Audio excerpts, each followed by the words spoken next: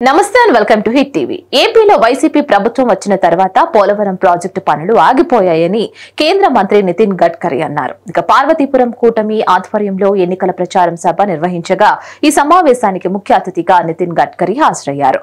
Araku parliament ఉమ్మడి అభ్యర్థిని కొత్తపల్లి గీత, assembly ఉమ్మడి అభ్యర్థి బోనెల విజయ్ చంద్ గెలుపుకు మద్దతుగా ఎన్నికల ప్రచారం నిర్వహించారు.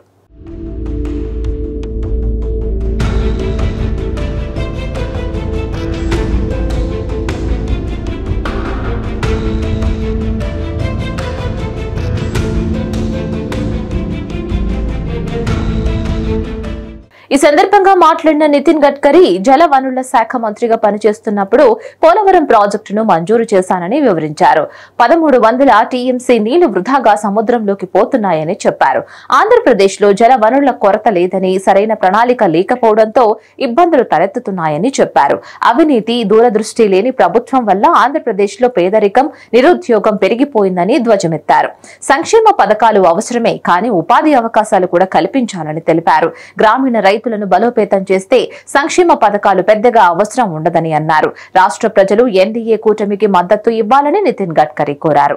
మద్యం మాఫీ చేస్తానని చెప్పి జగన్మోహన్ రెడ్డి విషం పోస్తున్నారని అన్నారు. అరకు పార్లమెంట్ అభ్యర్థిగా కొత్తపల్లి గీత రాష్ట్రాన్ని అప్పుల కుప్పగా మార్చేశారని, కూటమిని గెలిపిస్తేనే అభివృద్ధి పదంలో ముందుకు తీసుకువెళతామని అన్నారు. ఇక ఈ సందర్భంగా పార్వతీపురం ప్రజలని కలవడం చాలా ఆనందంగా ఉందని తెలిపారు గీత.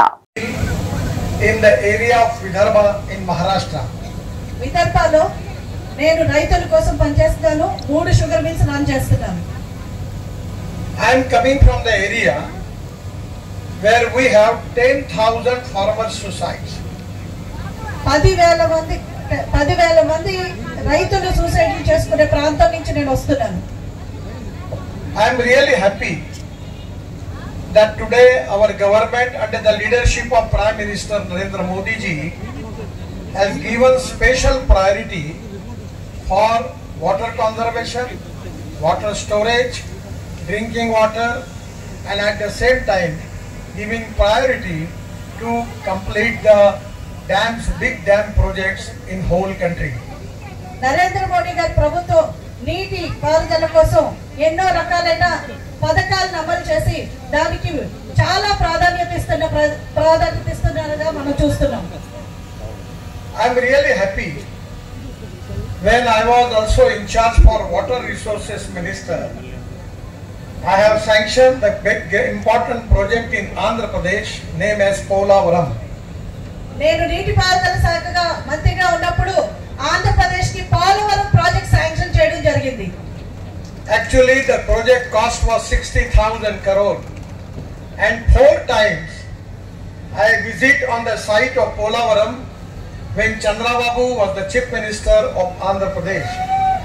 60,000 రూపాయలతోటి మేము పోలవరం ప్రాజెక్ట్ శాంక్షన్ చేశాము.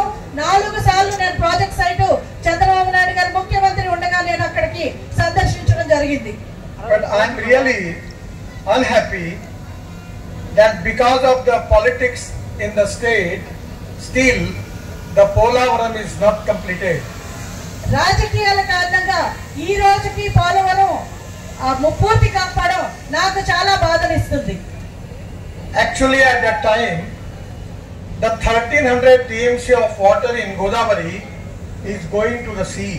It is a wastage. At that time I planned 3 schemes and that scheme was taking water of Godavari into Krishna into Pennar and Pennar into Kaveri and taking tail end of Tamil Nadu, we can resolve the water problem in the whole South India. ఆ రోజు మేము 1300 TMC నీరు సముద్రంలో కలిసిపోతుందని చెప్పి 3 ప్రాజెక్టులు మేము దానికి sanction చేశాము. గోదావరి నీరు కృష్ణాలోకి, అలాగే పెన్నాలోకి, అలాగే కావేరీలోకి తీసుకువెళ్ళి తమిళనాడులో కూడా వాటర్ డిస్ప్యూట్ రిజాల్వ్ చేయడానికి, ఇక్కడి నుంచి నీరు మళ్లించడానికి మేము ప్రాజెక్ట్స్ చేయడం జరిగింది. It is really a great mistake, planning mistake. As before 47, the government at that time under the leadership, Congress government under the leadership of Nehru ji, their priority was Narendra Modi గారు రాష్ట్రంలో ఇక్కడ కూటమి అభ్యర్థిగా కూటమి లీడ్ చేస్తున్న చంద్రబాబు నాయుడు గారు ముఖ్యమంత్రి కావాలి కాబట్టి నేను సైతం వ్యతిరేక ఓటు